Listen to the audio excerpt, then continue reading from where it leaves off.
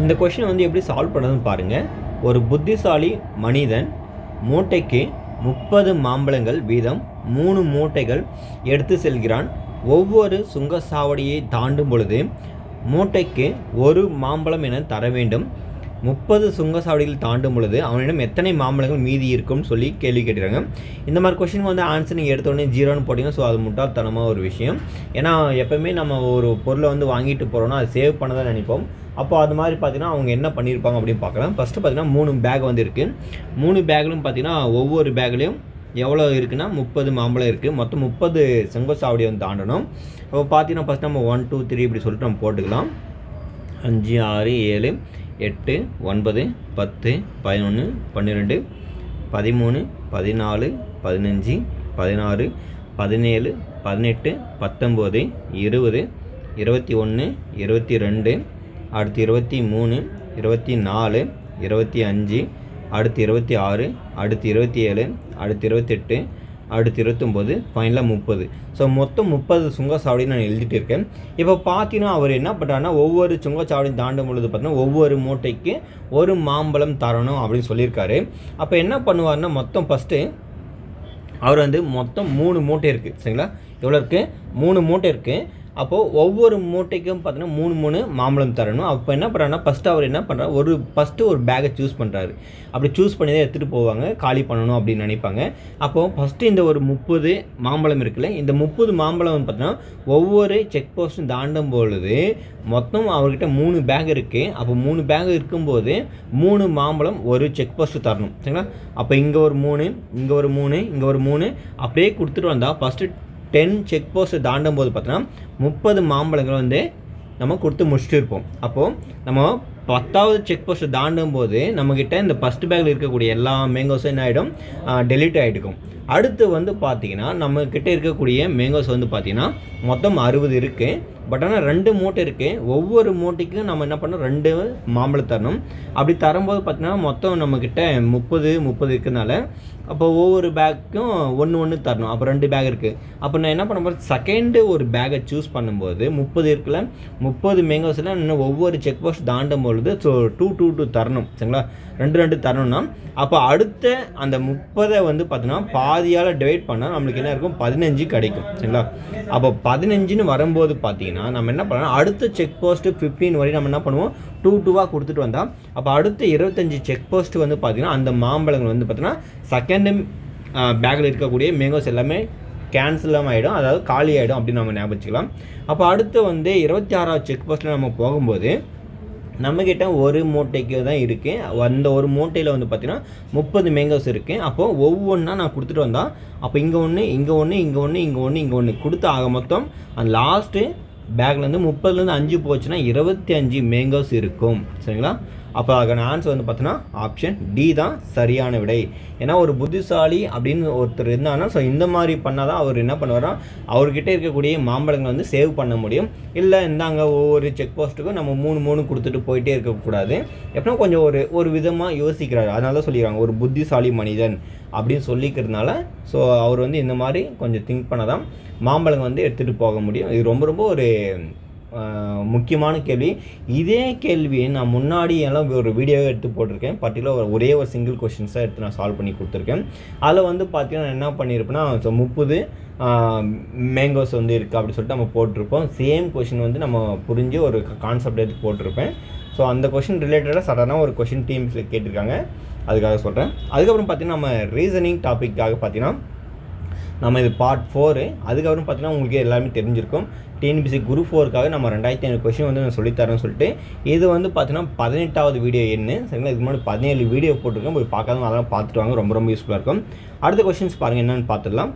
இங்கே பாருங்கள் அடுத்த கொஷின்ஸ் வந்து என்ன இருக்குன்னு. சண்டே என்றதை வந்து 2ன்னு சொல்லியிருக்காங்க, டியூஸ்டேன்றதை 3ன்னு சொல்லியிருக்காங்க, தேர்ஸ்டேன்னு சொல்கிறத 2ன்னு சொல்லியிருக்காங்க.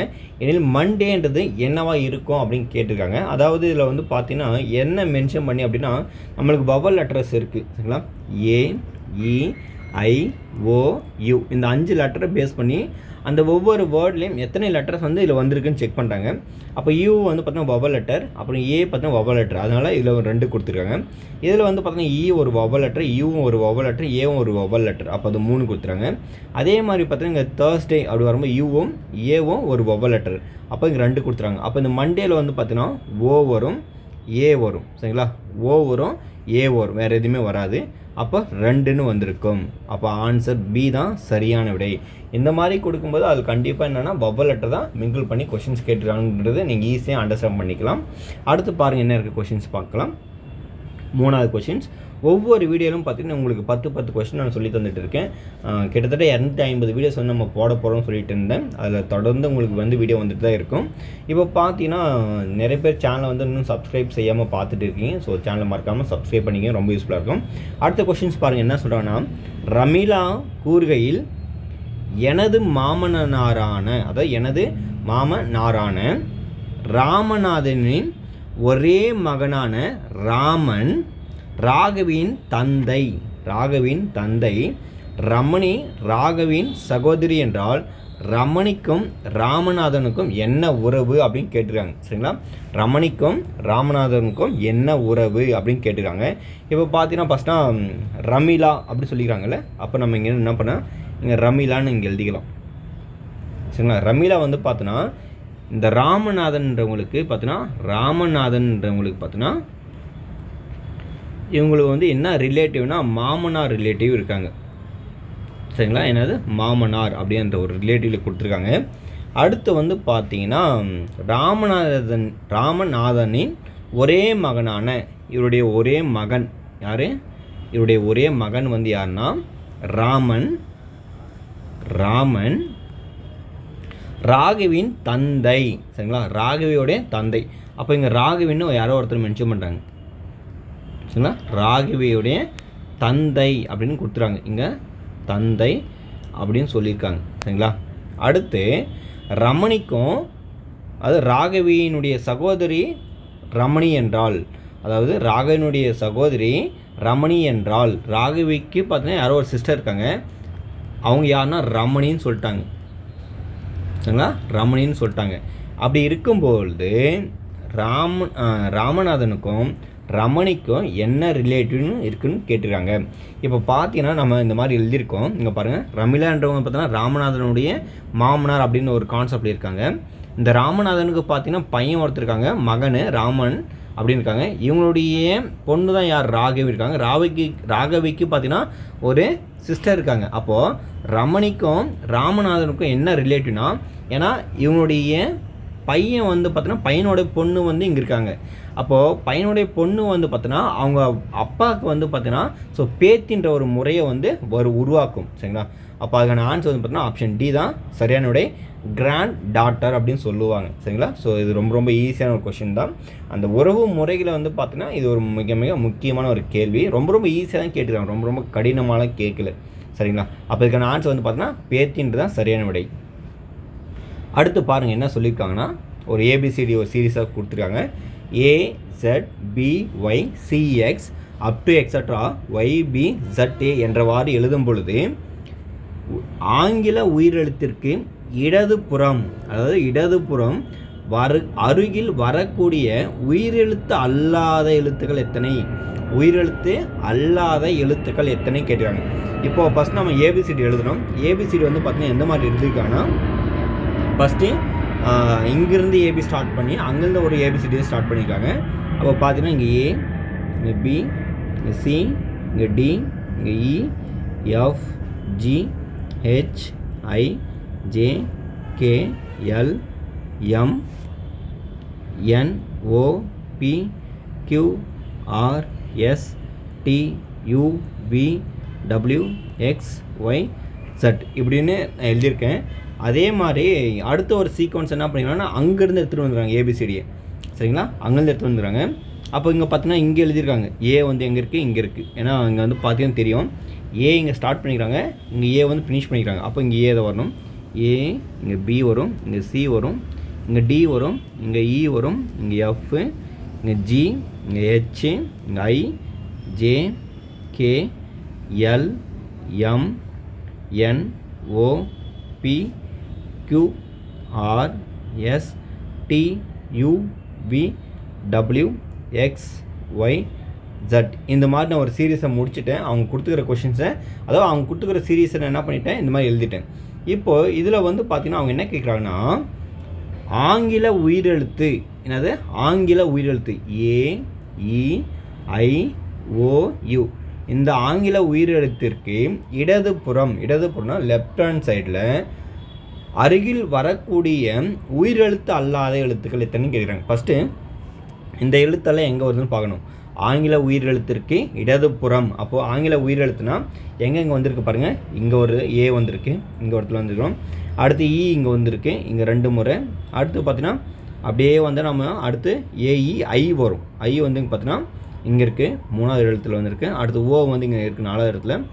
அடுத்து வந்து பார்த்திங்கன்னா யூ வந்து இங்கே இருக்குது, 5வது இடத்துல இங்கே இருக்குது. அடுத்து வந்து பார்த்திங்கன்னா அதே நம்ம அங்கேருந்து எடுத்துட்டா இங்கேருந்து பார்க்கணும். இங்கேருந்து பார்த்தீங்கன்னா 6வது இடத்துல இருக்குது. அடுத்து வந்து பார்த்திங்கன்னா இ வந்து பார்த்திங்கன்னா இங்கே ஒன்று இருக்குது, ஸோ 7வது இடம். அடுத்து ஐ வந்து இங்கே இருக்குது, 8வது இடம். அடுத்து வந்து ஓ இங்கே இருக்குது, 9வது இடம். அடுத்து வந்து பார்த்திங்கன்னா இங்கே 10 வந்து பார்த்திங்கன்னா இங்கே இருக்குது லாஸ்ட்டாக, சரிங்களா. இங்கே வந்து AU இங்கே இருக்குது பாருங்கள், இங்கே 10 இருக்குது யூ பக்கத்தில். இப்போ என்னன்னா அவங்க கேட்டிருக்காங்கன்னா நல்லா கவனிக்கணும். ஒவ்வொரு ஆங்கில உயிரெழுத்தும் நான் மென்ஷன் பண்ணியிருக்கேன், AEIOUன்னு மென்ஷன் பண்ணிட்டேன். அப்படி மென்ஷன் பண்ணிவிட்டேன், அது 2 சைடும், இங்கேருந்து அந்த சைடும், அதாவது லெஃப்ட் டு இங்கேருந்து ரைட் டு லெஃப்ட்டுக்கு போகும்போதும், இன்னொன்று ரைட் டு, அதாவது லெஃப்ட்லேருந்து ரைட்டு போகும்போதும், ரைட்லேருந்து லெஃப்ட்டுக்கு வரும்போது இருக்கக்கூடிய டைரெக்ஷனில் எங்கெங்கே வருதுன்னு சொல்லிட்டு நான் மென்ஷன் பண்ணிட்டேன்.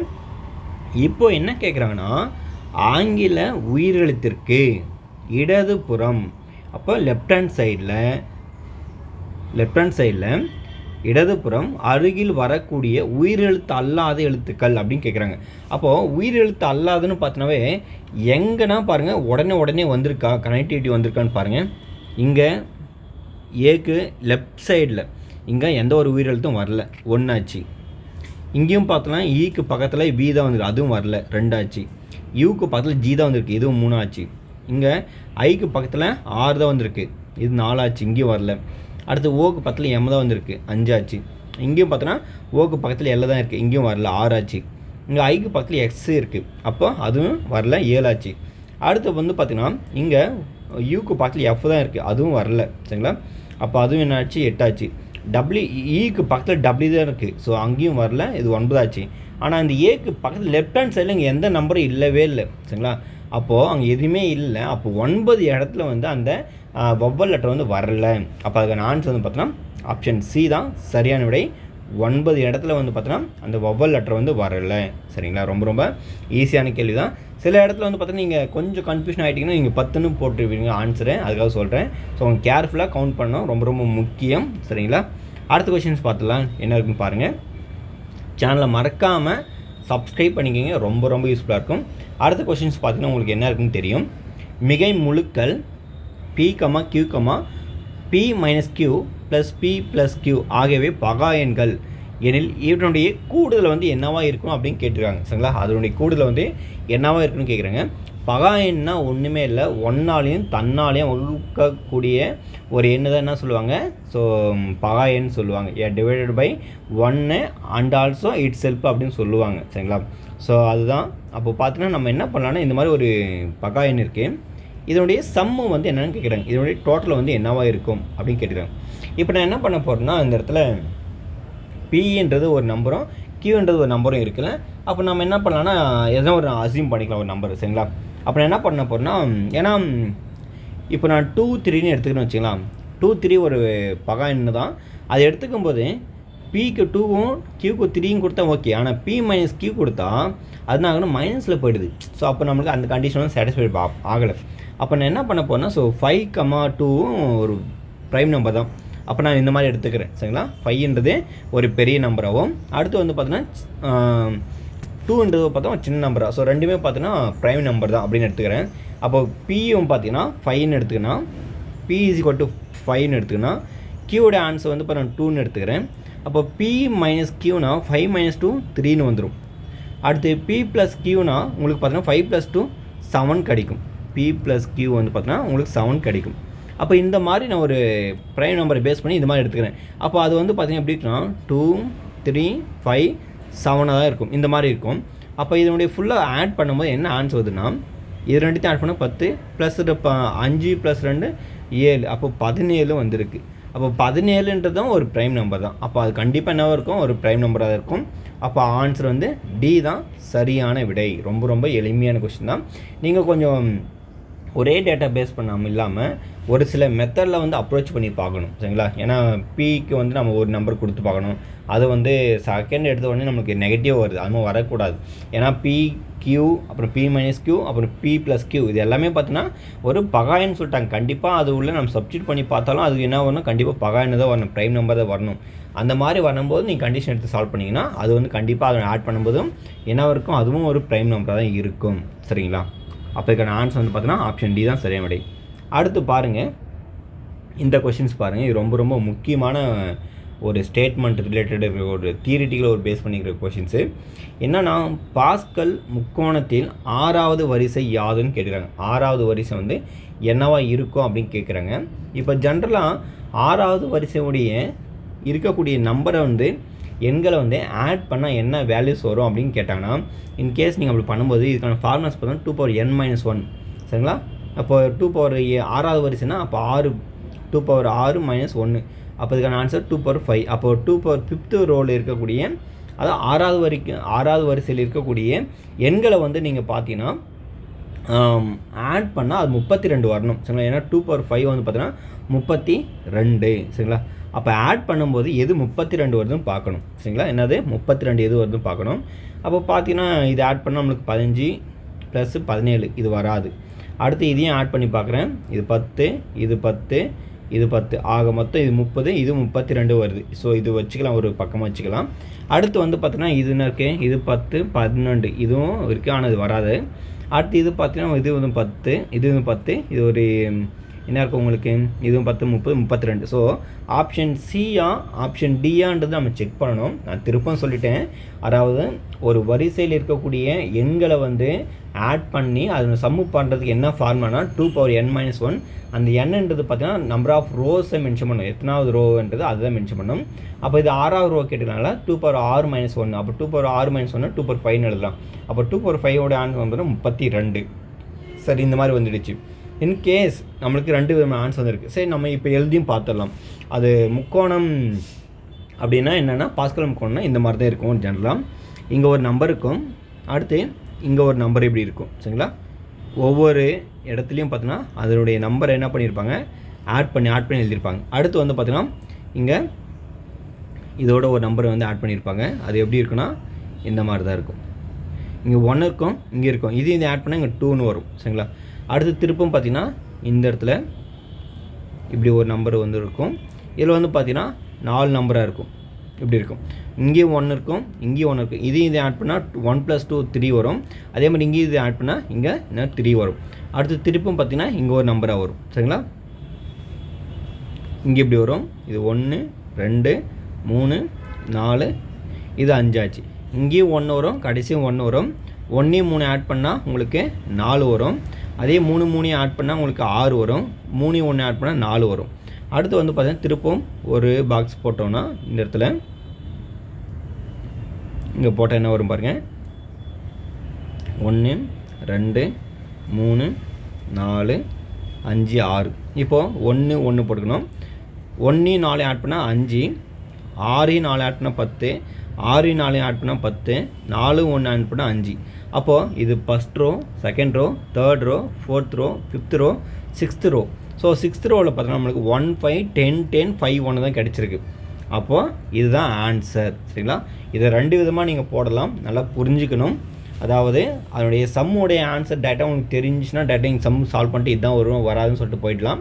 இது மாதிரி வரும்போது ரெண்டுமே மிங்கிள் ப்ராசஸாக வரனால அதுக்கப்புறம் நம்ம இது மாதிரி செக் பண்ணி பார்க்கணும்.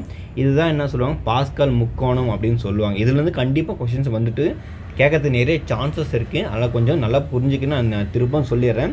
அதாவது 6வது வரிசை இல்லை 7வது வரிசை அதனுடைய கூடுதல் கேட்டாங்கன்னா நீங்கள் 2n-1 இதுதான் ஃபார்முலாஸ், சரிங்களா? 2n-1 தான் ஃபார்முலாஸ். இந்த ஃபார்முலா பேஸ் பண்ணி நீங்கள் சம்மு போடலாம்.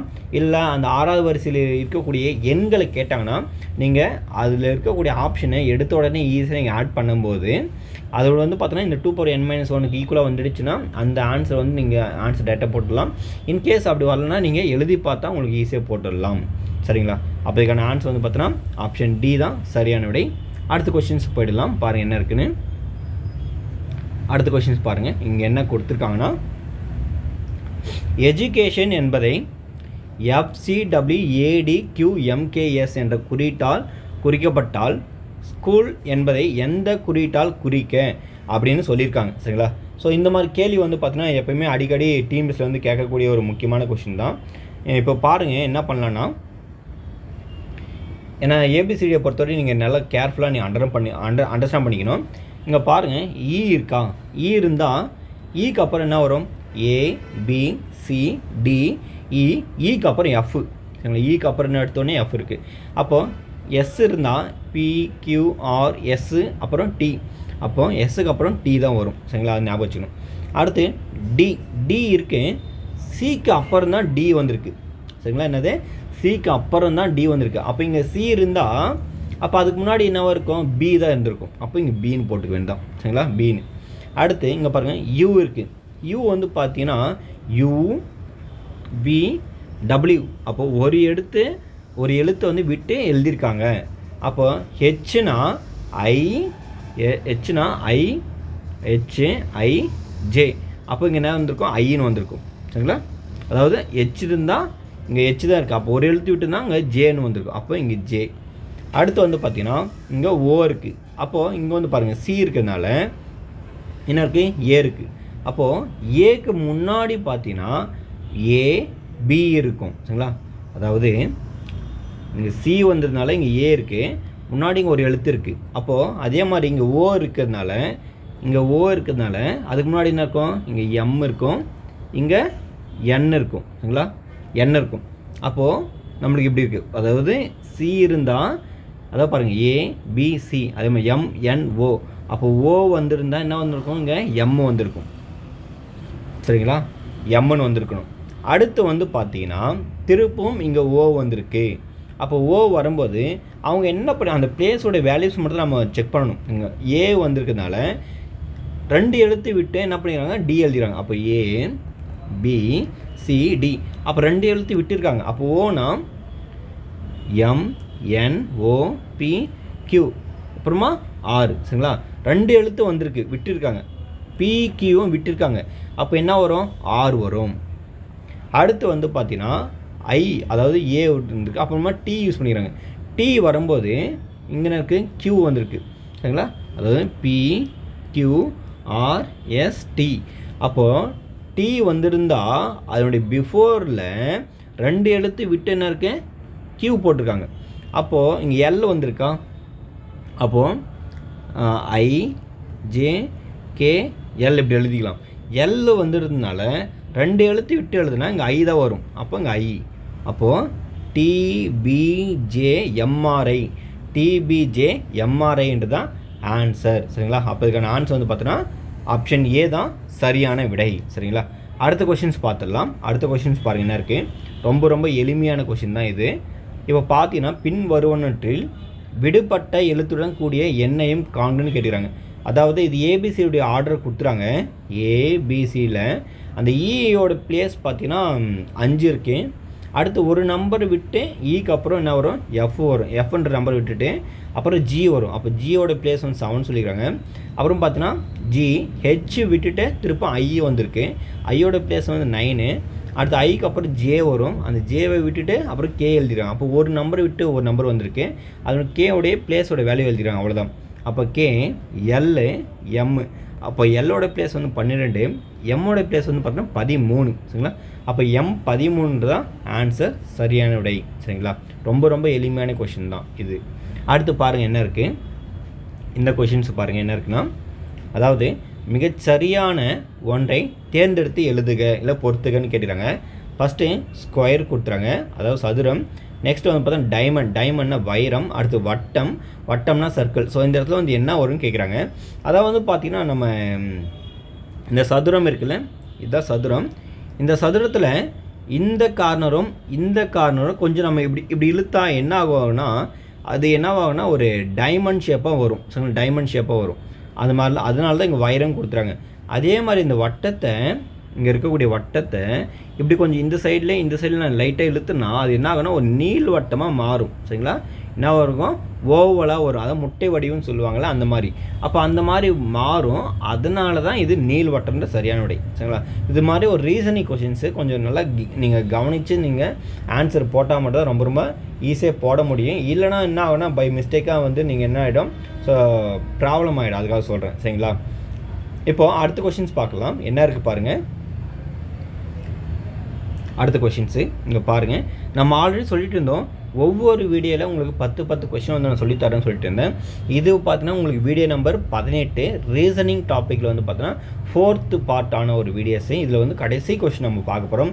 நீங்கள் தொடர்ந்து வீடியோ வந்து குரூப் 4 எக்ஸாமுக்கு நீங்கள் படிச்சுட்டு வரலாம். என்னுடைய வீடியோஸ் ரொம்ப யூஸ்ஃபுல்லாக இருக்கும்.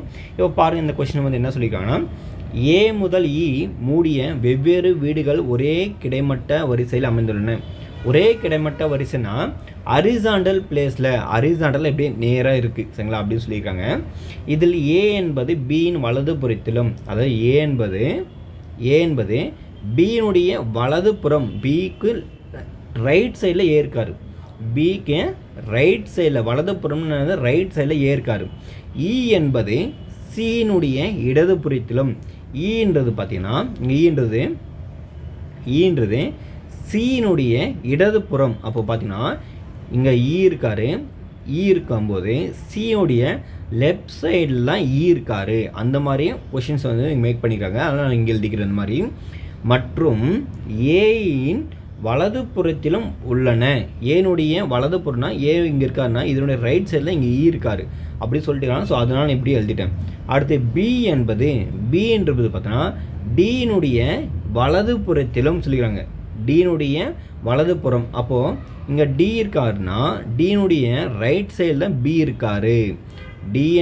B என்பது Dயினுடைய வலது புறத்திலும் உள்ளன அப்படி கேட்டுக்கிறாங்க. அப்போது மேற்கண்ட வரிசையில் நடுவில் உள்ள வீடு என்ன வீடுனா, யாருடைய வீடுனா A என்பவருடைய வீடு தான் நடுவில் இருக்குது. அப்போ இதுக்கான ஆன்சர் வந்து பார்த்தோன்னா ஆப்ஷன் A தான் சரியான விடை.